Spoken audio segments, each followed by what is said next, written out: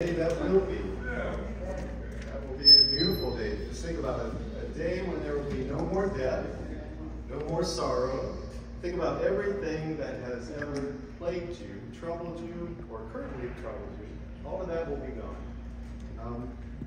My name is Jeff. I will be giving you a little bit of sermonette. I don't want to talk too long, but I want to tell you a little bit about myself. And the reason I want to tell you about myself is because at one time you might see me here with a bunch of Christian folks singing to you Christian songs. But I would tell you that I've not always been a Christian. I didn't grow up in a Christian household. In fact, when I was a teenager, I was probably anything but Christian. And I just kind of looked at religion and how my mom looked at it. My mom, my stepfather, they were both totally against religion. They were against the Bible. And to them, religion was the start of all wars. To them, religion was just something man-made that people just follow for whatever reason. And, I didn't want to be a part of that. Now, in my teenage years, I kind of went downhill pretty bad. I was on drugs. I was suffering from a lot of things like paranoia, anxiety. I was suffering from depression at times.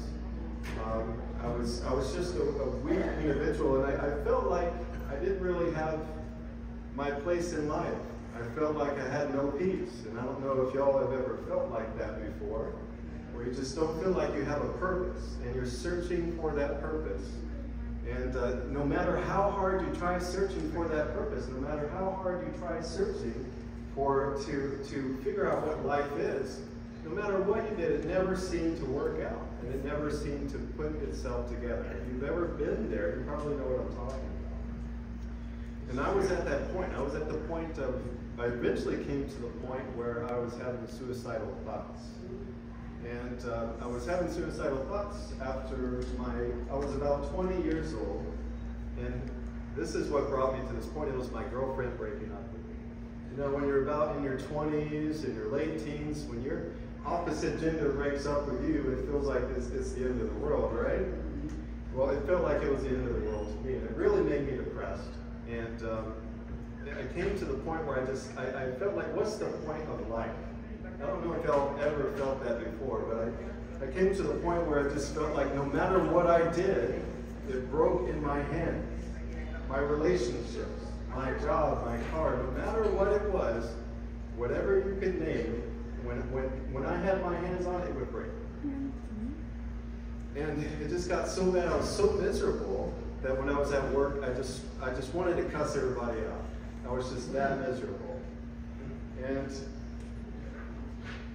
But I was desperate for answers. And so what I did is I desperately was just searching for what is the purpose of life? What is the meaning of life? And the only thing that could bring me peace at this point was just reading the Bible, to be honest. And when I read the Bible had like this mysterious power to it. And it was the only thing that could calm me down. I couldn't explain it. And as I started reading more and more of the Bible, it showed me my life, basically. And it described the life of the foolish, the wicked, it described me. And it really convicted me. And at this point, I was willing to give my life to Jesus. It's not something I'd ever been willing to do before.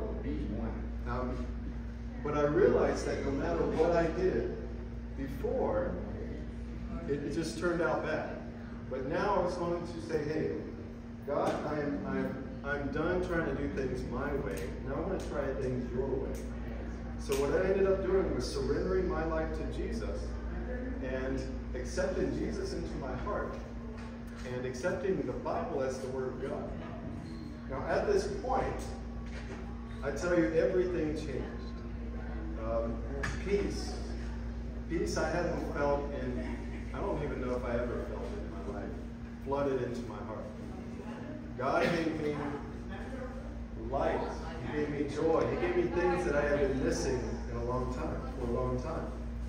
And all those fears, the anxiety, the paranoia that I had felt had all just was dissipating away, and my relationships were starting to mend again. So pretty much the moment that I accepted Christ into my life was the moment that everything changed. And I like to look at the gospel kind of like a cable laying on the ground. We can argue all day whether that cable has power running through it or whether it doesn't have power running through it. But when you put your hands on that cable and the power that comes from that cable surges through your hand and knocks you across the room, is there anybody that's ever going to be able to convince you there is no power running through that cable? Amen. Well, that's what happened with me in the gospel. That's what happened with me in the Word of God. When I accepted Jesus into my life, it knocked me across the room. So I don't care how much people try to say, science, whatever, the Bible isn't the Word of God. It doesn't faze me. And the reason it doesn't faze me is because I've experienced that power in my own life. I've seen the transformation from somebody who was depressed, on anxiety, just a failure. I had fell out of high school. I had a 1.2 GPA. I had a dead-end job. Somebody who experienced a transformation as radical as I did in a very short time after accepting Jesus. There is no way that anybody can convince me that there is no power in God's Word. And so that's what I want to bring with you here today, is to let you know that there is power in God's Word. And if we accept Jesus, I don't know where everybody is in their walk, in their life, but I'm just telling you, as somebody who has experience, the moment that you allow God, that you surrender everything, and that's the thing, I had to surrender. And that's something that is so hard often for us because our human hearts, we're just naturally proud. We're naturally proud. And we like to retain our ways. We like to retain, control of everything that we do. But if we're honest, what we do, it just messes up most of the time. And so when we surrender to the Lord, and this was about 20 years ago that I did this, I have never yet once regretted giving my life to the Lord. Never once regretted it. As a matter of fact, I count it as probably the best day of my life because of what God brought into. He brought stability. He brought a plan. He brought purpose. All the purpose that I've been searching for, He brought to me. And no matter before Jesus, when I tried looking in other places, none of them worked out. None of them did. And I tried looking in a lot of places too. And but God just can give us everything that we need for our hearts, for our eternal life. He's the only one that can fill the void that we have, that we know that we have. And I know I had it back when I was a teenager. You can act like we have it all together, but we know the reality of our own existence. We know the reality of what's going on within us. And only God can bring us the peace. Peace that passes understanding. I know this beyond all shadow of a doubt. So I just wanted to share with you what God has done with my life and how He's impacted me. I hope that if you haven't already accepted God's grace into your life, if you haven't already surrendered to God, I want to invite you to do that today. I want to invite you to give your life to Jesus, because one day all of this is going to end. All this heartache, all this pain that's going on, the evil in this world is going to come to an end one day. And that day is soon. And if you are a student of the Bible, you know that things are wrapping up pretty quickly with what's going on in this world. So I just want to leave you with that, and I believe we have another solo by, I think you're on again.